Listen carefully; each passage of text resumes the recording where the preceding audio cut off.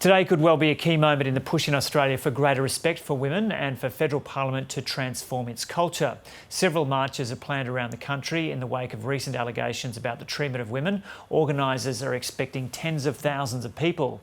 In the run-up to these marches today, there's been some back and forward about whether the organisers would get to meet the Prime Minister or the Deputy Prime Minister.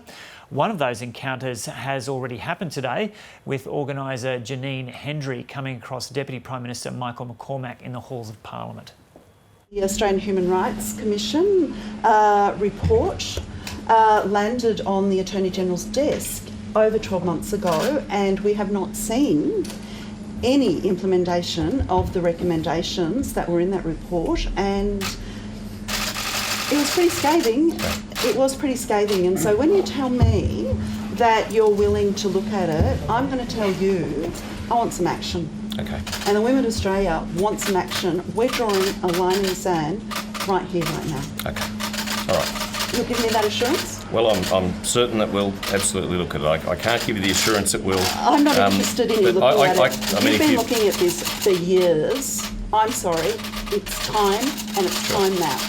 We don't want any more reports. Sure. We want change, Understood. and we want change now. Understood. You've had that report for 14 months.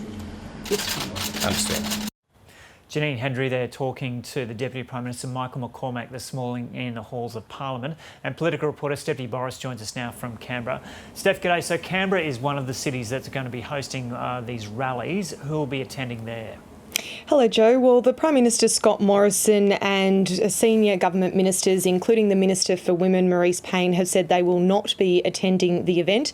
However, we do know of a small group of Liberal MPs that will be going along, as well as a number of Labor MPs and crossbench MPs and senators too. Now, to take a step back and understand how this March for Justice came about, it was only last month when we heard from former Liberal staffer Brittany Higgins, who alleges she was raped here at Parliament House in a ministerial office in 2019.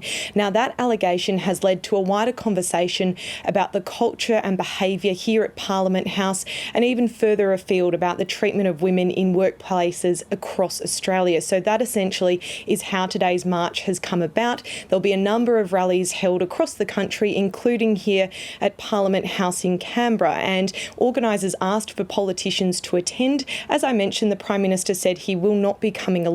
However, Scott Morrison did say that he was willing to meet with the organisers and a small delegation of those attending today's rally to hear their concerns and talk through their ideas.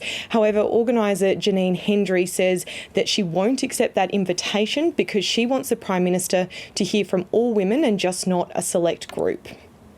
I think it's really quite disrespectful to the women whose voices need to be heard to have a meeting with our Prime Minister behind closed doors. I have invited the Prime Minister, as I have all other sitting members of Parliament, to come and march with us, to come and listen to our voices. I don't think it's really a big ask that, we've come to Canberra. I think the Prime Minister, if he really cared about women, really cared about our voices, that he couldn't open the door, walk across the forecourt and come and listen to us.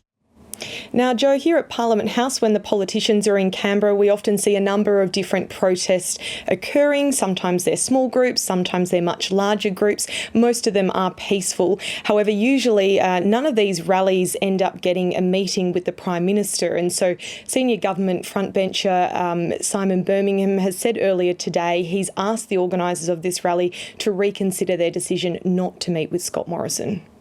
In terms of actually advancing the type of issues is best done by sitting down and having detailed, proper discussions around the types of things that people are asking for and the change they're calling for. Both things can be true. Now, some of that we are already acting upon.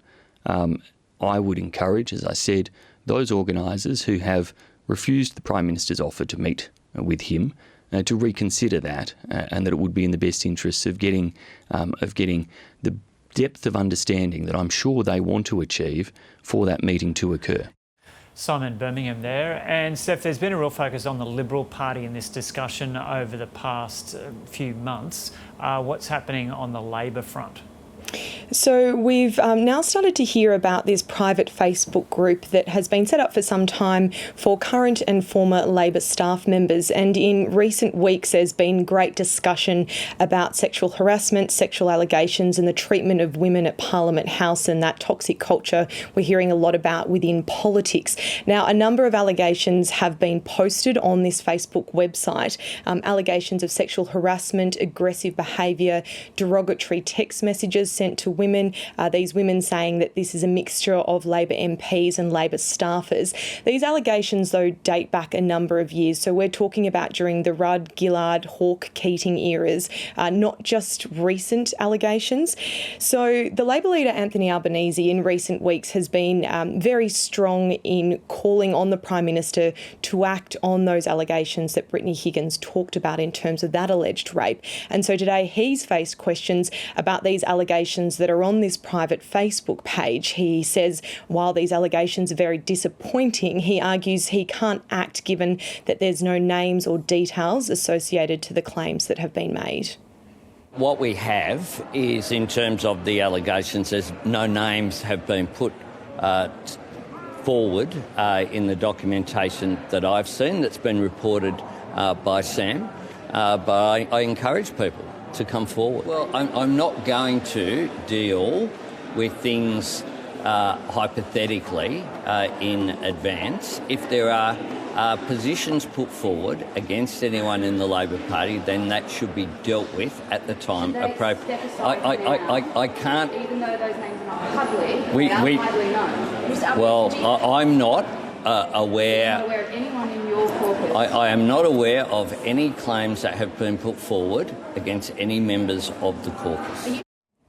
So, Joe, these allegations aired on this Facebook page really do show that the alleged incident that occurred with Brittany Higgins isn't isolated, that there is a real issue here at Parliament House around that toxic culture and the need for the behaviour to change. The rallies will start taking place in just over half an hour, not just here at Parliament, but across the country. Okay, Stephanie Boris there in Canberra. And if this story has raised any issues for you, you can get help by calling the National Sexual Assault and Family Violence Counselling Helpline on 1800 RESPECT, which is 1800 737 732.